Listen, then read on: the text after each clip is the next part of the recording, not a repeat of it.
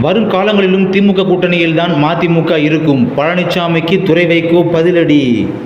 மதிமுக பொதுச்செயலாளர் வைகோவின் 81வது பிறந்த நாளை முன்னிட்டு சென்னை எழும்பூர் அரசு மகப்பேறு மருத்துவமனையில் இன்று பிறந்த 5 குழந்தைகளுக்கு மதிமுக முதன்மை செயலாளர் துரை வைகோ 1/2 கிராம் மதிப்புள்ள தங்க மோதிரத்தை வழங்கினார். தொடர்ந்து செய்தியாளர் பேச துரை வைகோ பேசியதாவது, ஒரே நாடு ஒரே தேர்தல் இந்திய அரசியல் சாசனத்திற்கும் ஜனநாயகத்திற்கும் எதிரானது, தொழில்நுட்ப ரீதியாகவும் சாத்தியப்படாது. பாஜக ஆளாத மாநிலங்களில் ஆளுநர்களை வைத்து பல்வேறு சிக்கல்களை மாநில அரசுக்கு ஏற்படுத்தி வருகிறது. பாஜக ஆளுநர்களை வைத்து பல்வேறு சிக்கல்களை மாநிலங்களுக்கு வழங்கியும் வருகிறது. இப்படி இருக்கையில் எங்களை கூட்டணிக்கு அழைக்க வேண்டும் என்ற ஆசைகள் அதிமுக பொதுச் செயலாளர் எடப்பாடி பழனிசாமிக்கு இருக்கலாம். ஆனால் எங்களை பொறுத்தவரை திமுக கூட்டணியில் எந்த பிரச்சனையும் இல்லை.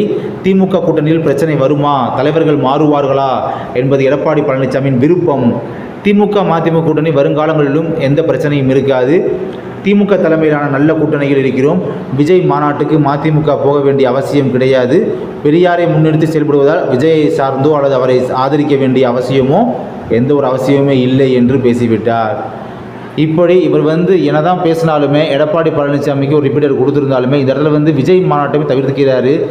அங்கே மதிமுக போகாது, என்னதான் பெரியாரை முன்னிறுத்தி பண்ணாலுமே அது விஜயை சார்ந்தோ அல்லது அவர் ஆதரிக்க வேண்டிய அவசியமோ இல்லைன்னு சொல்கிறார். அடுத்த நிறுத்தமா அப்படி ஒரு பேசும்போது இவரை பற்றி நீ என்ன நினைக்கிறீங்க அப்படின்றத கீழே கமெண்ட் பாக்ஸில் பேசுங்க. நன்றி.